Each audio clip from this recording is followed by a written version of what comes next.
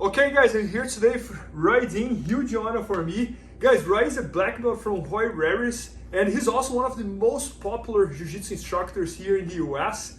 You can search his name on YouTube. He has a very nice, very nice YouTube channel. And I'm finally meeting you in person, or right, I know you for a very long time by name, but I have never met you in person, so thanks for being here. The honor is mine. Thank you, Bernardo. I appreciate it. And today, Roy is going to teach us here how he does the reverse knee on belly. So it's very interesting. So everybody is used about doing the knee on belly as the traditional knee on belly. And he does something very different when he's passing the guard, that he used the reverse knee on belly. So let's do it, Roy. Okay, sounds good.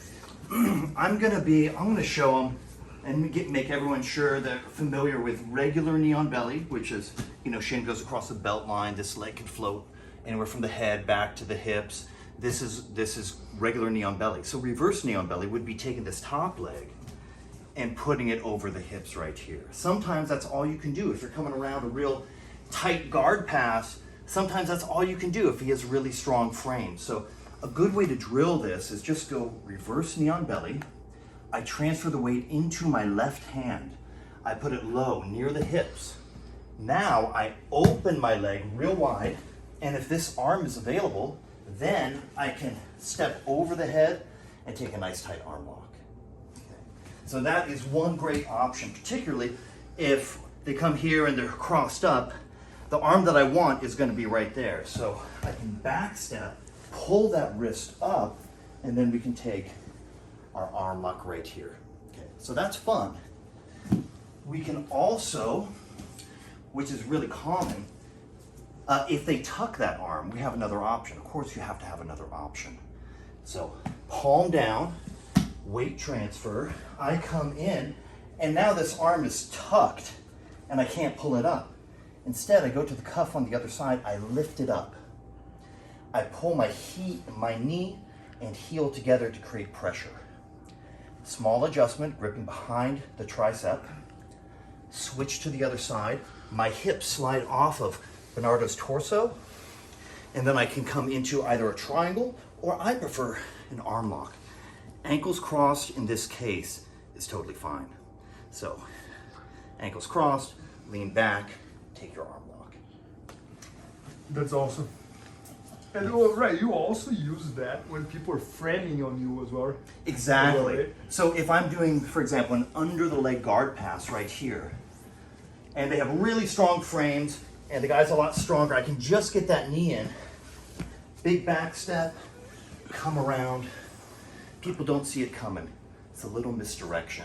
Oh, that's awesome. Before you finish. No, that's really cool. And I love it how the first one is when they have both arms tuck here, they try to push the knee. Because for example, if you put the traditional knee on belly on me, my first reaction is both hands block that leg. Absolutely. Clamming up, no space. Yes. And people kind of know, they have their set patterns.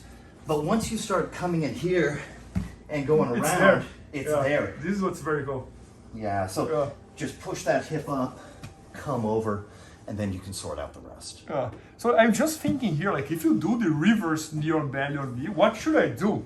Because for example, if I do the traditional way, you're gonna do that, right? So just trying to brainstorm here. So if you do this, if I do this, that's kind of what you want, right? Yeah, if you're hip to it, this is a big moment in time. You could probably block this leg from going back. I got it. If I know that you're doing that, and then you could block and maybe come up. I got it. But the thing is that I probably, this is new to everyone. Nobody's gonna know that you're doing the reverse knee on belly, thinking about transition to the other side. It's unexpected, and I always say the unguarded gate is the easiest one to access. Got it. No, that's very cool. How did you develop that? I originally saw it. Someone had trained with Rodrigo Medeiros, and they had illustrated. They said, "Oh, look what I learned," and I really like being mobile on top. Got it. Not settling into a position unless I really want to do that. So once I started really hitting that reverse knee on belly, we love success, and not everyone was guarded against it. I got it. Oh, right. And for example, one thing that I like a lot about you is how you pretty much started at judo or Aikido? Well, which one you did first? I did judo first. Yeah, but you have this like, you have judo, you have Aikido, you have Japanese Jiu-Jitsu and Brazilian Jiu-Jitsu. So you're very versatile on martial arts. And how much that helps you to teach Brazilian Jiu-Jitsu? Because you might have so much experience about teaching different styles. Yeah. That this might be a big differentiator that you have as an instructor, right? I do think it helps. You know, I have kind of a well-rounded perspective of how Jiu-Jitsu evolved. Sometimes there are strengths in the more traditional arts.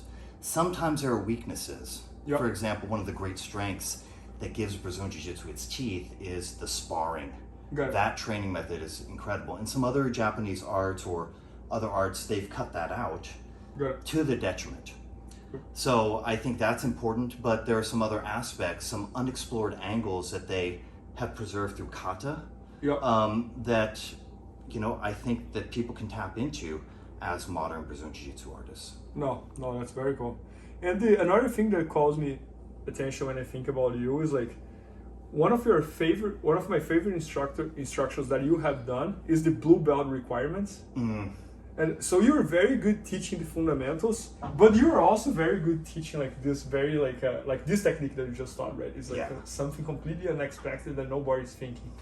So what's your secret in order to be a great instructor of the foundations of Jiu-Jitsu and also like those little secrets like what? Yeah, well, I think becoming an instructor means that you have to learn techniques that you don't use yourself. Because you have people of all different body types in your class, and you need to be able to equip them with the right tools. So really kind of humbling yourself and being a little bit selfless, like, okay, I don't use this, I may not use it, but I need to understand it. And then it's such a pleasure when you work with somebody who's a brown belt or a black belt and you can share some of the really subtle things that you've discovered. And so there's joy because you can like really equip somebody with a good tool set as a beginner, and then as an advanced student you can share something that's taken you years but very few people can see it or understand it. Yeah, no, that makes sense, and I completely agree with everything you said. Yeah, so guys, Rai has a bunch of instructors at bjjfanatics.com, and he's one of the instructors that articulate positions the best that I have ever seen, so make sure to check that out. And thanks so much, I appreciate it. It's my pleasure. Thank you. Please help me out to grow my YouTube channel. Just click subscribe. And to watch more videos, just click under see more videos. I hope you enjoyed.